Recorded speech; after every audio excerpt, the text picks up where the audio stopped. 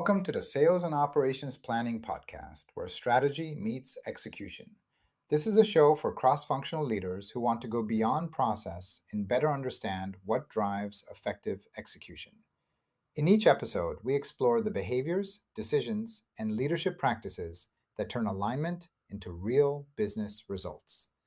If you want to lead with more clarity, improve collaboration, and drive stronger outcomes, this show is for you. My name is Laurent, and today we're talking about why companies keep thinking their S&OP or IBP challenges come down to process, data, or lack of executive support, when the real issue is that they have not developed a reliable mechanism for making cross-functional decisions under uncertainty.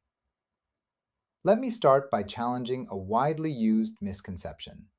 Process, data, and executive sponsorship are usually where organizations diagnose the problem because those issues are visible.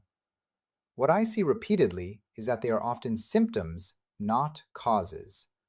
The deeper issue is usually that S&OP/IBP exposes organizational dysfunction that already exists. An S&OP process is essentially a mirror.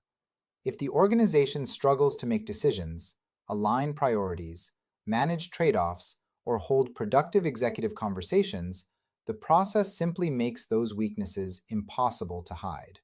The result? The process becomes the messenger that gets blamed. You can redesign templates, add KPIs, and create governance. Yet 6 months later, nothing fundamentally changes because the organization still cannot make quality decisions together. Can technology fix it, I hear you say? I've seen organizations spend millions implementing planning technology. Forecast accuracy barely moves. Inventory barely moves. Decision speed barely moves. Why? Because technology amplifies existing behaviors and becomes a very expensive way of visualizing the same dysfunction. This pattern appears in large-scale planning transformations as well. The challenge is often not system capability, but readiness, adoption, stakeholder alignment, and decision-making behaviors. What about executive support then? I keep hearing that executive teams are not engaged. I would challenge that. Many executives attend the meetings. Many review the packs. Many ask relevant questions. The issue is often not attendance. The issue is decision quality.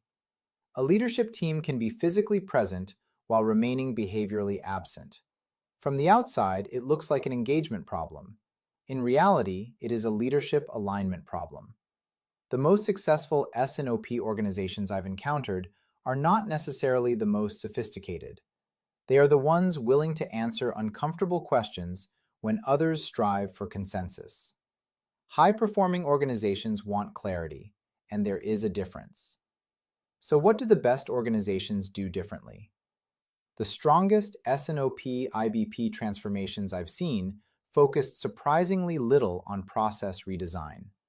Instead, they focused on the following: leadership behaviors, decision rights, meeting effectiveness, cross-functional trust, accountability for trade-offs, and most importantly, coaching leaders on how to run conversations.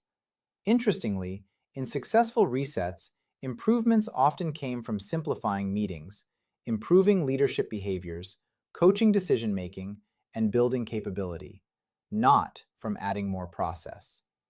That's why some organizations can have average processes and achieve exceptional results, while others have world-class technology, detailed governance, and armies of planners, yet remain stuck. The differentiator isn't planning maturity. It's decision-making maturity. And once you start looking through that lens, many of the process problems suddenly make a lot more sense. Thanks for listening. And don't forget to subscribe on Spotify or YouTube. I'll see you in the next episode.